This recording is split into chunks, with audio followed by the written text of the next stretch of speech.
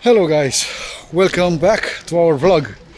Today we decided to come to Beverley because this is a beautiful place and we've been here I think once in the past, about 3 or 4 years ago, and we decided to come back today just because we wanted to see how's life around here again, because we knew back then when we've been here for the very first time, and we know today that this is one of those places where people are very happy.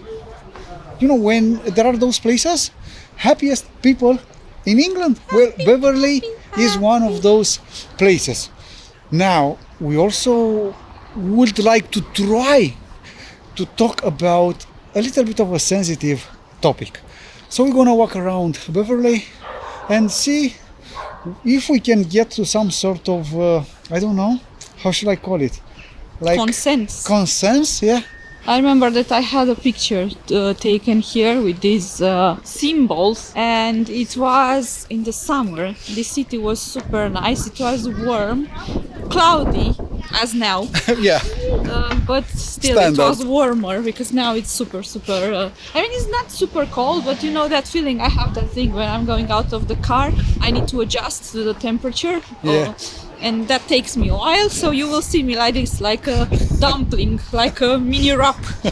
At least for 10 to 15 minutes. I'm gonna warm up quicker just because I'm holding the camera, and it's like I'm an acrobat, like an athlete. Go.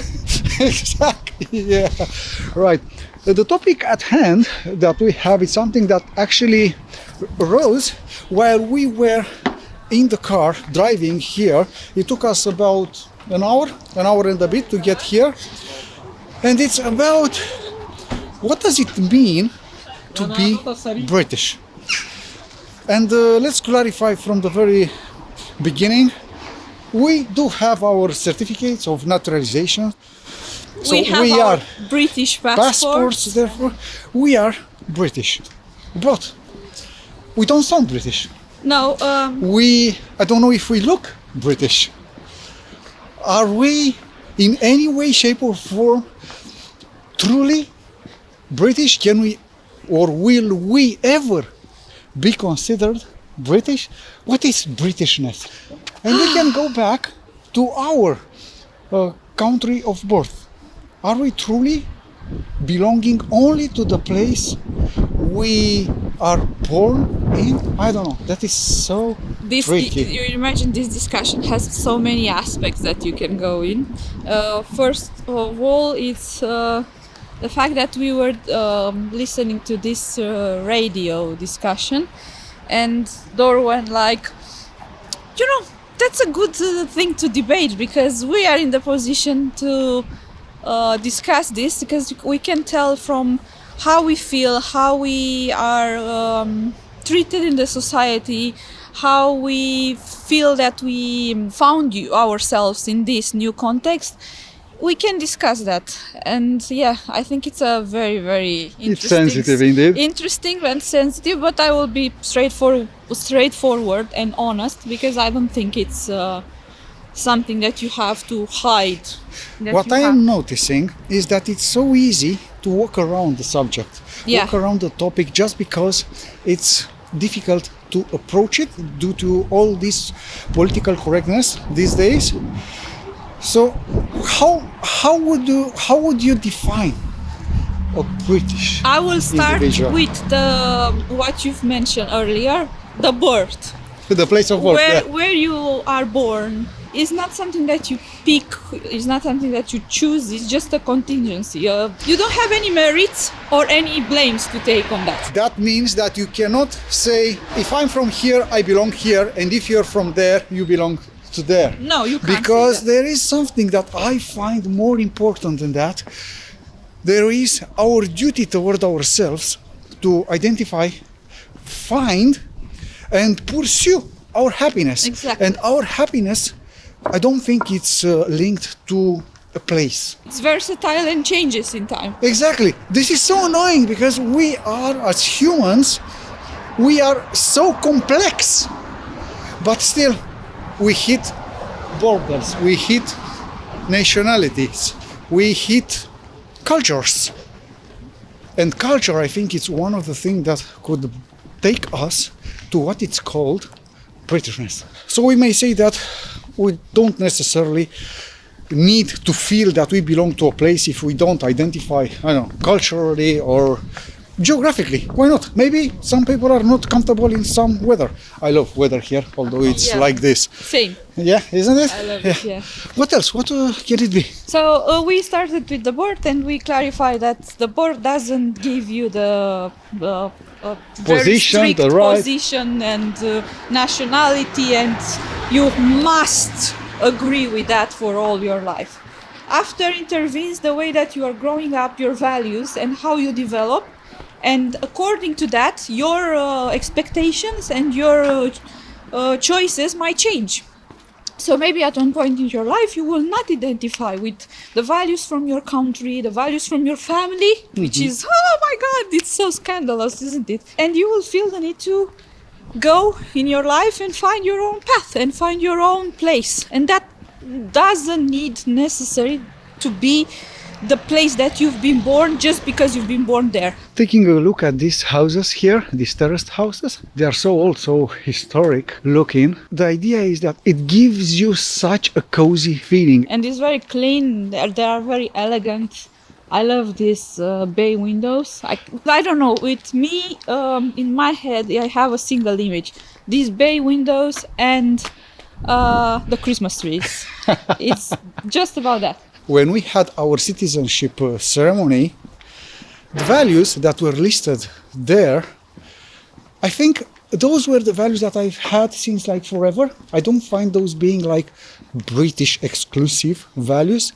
More likely they are human values. It's about freedom, it's about democracy, it's about tolerance. It's about humans as you know them from your perspective and from your point of view, the place that you've been born. But that's not a general thing. It's not a general rule. Even if in our heads we are thinking that's the normality. No, but does not matter. But it's for us. Does it matter what's the actual society built like compared to how you think it should be and how you feel in it? Because it depends how you are growing up and the context that you are growing up. Of course, you can think outside the box that you are growing up, but if you are not allowed to think outside of that box, you will stay in the box, unfortunately. Yeah. And you will, not only that you will not see further, you will be scared to go further. Excellent. But that doesn't necessarily mean that if you have been in such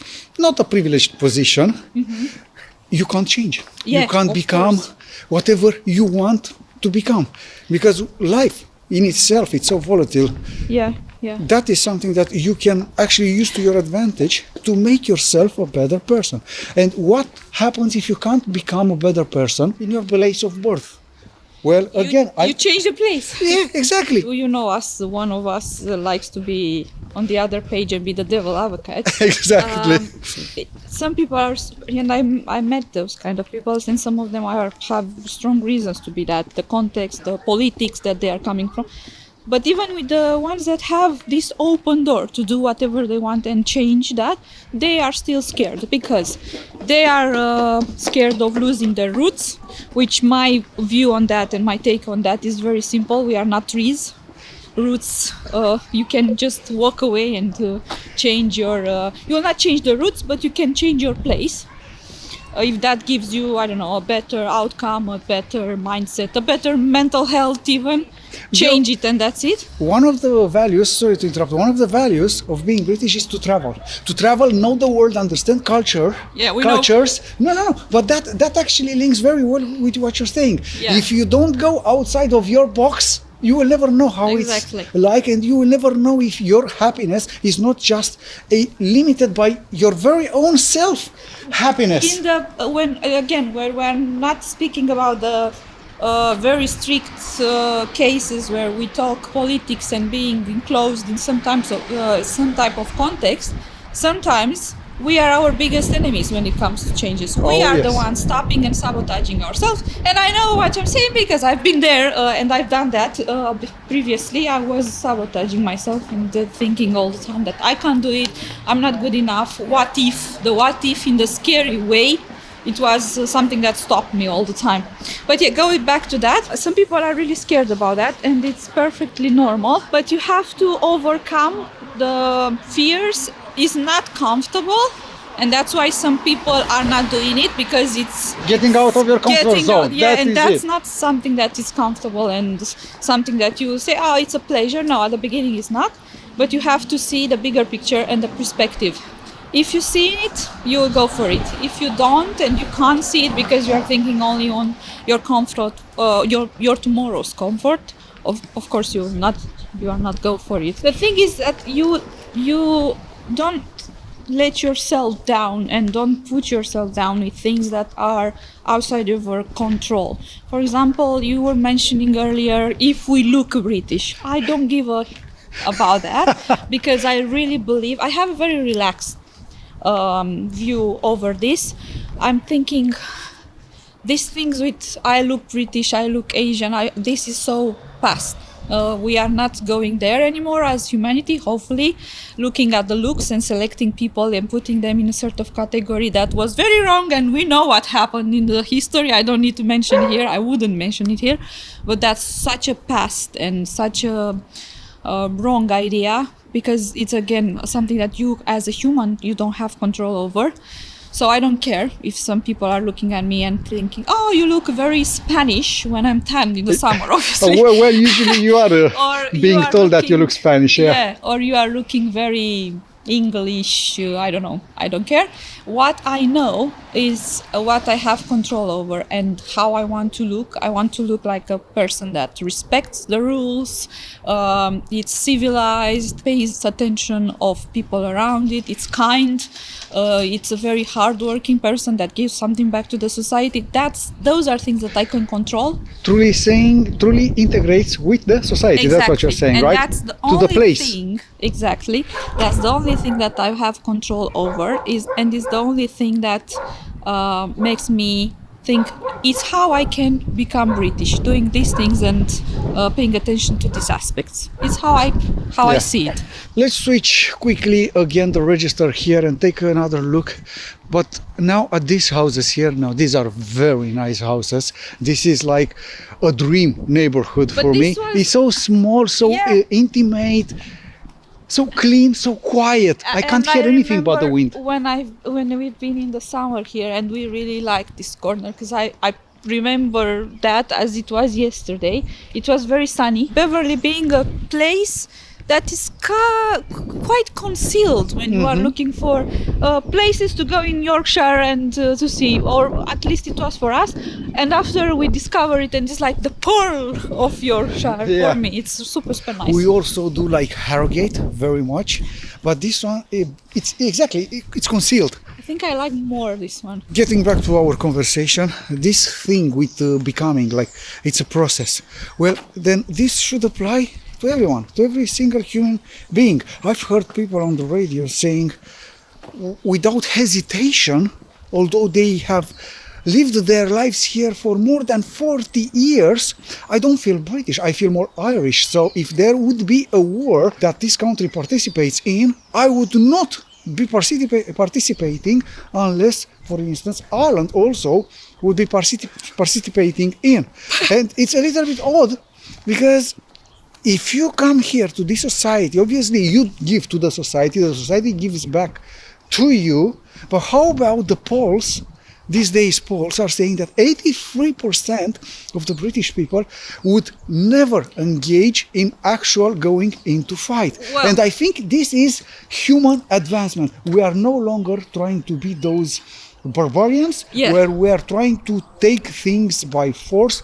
But if you are invaded, though, that's a different story. Yes, at the end of the day, doesn't matter what type of citizenship you have to pay attention and make sure that every day you are a better person. And there, making sure of that, for sure you will be a good British citizen, a good Spanish citizen, a good... So a good I citizen. think that's the essence of it.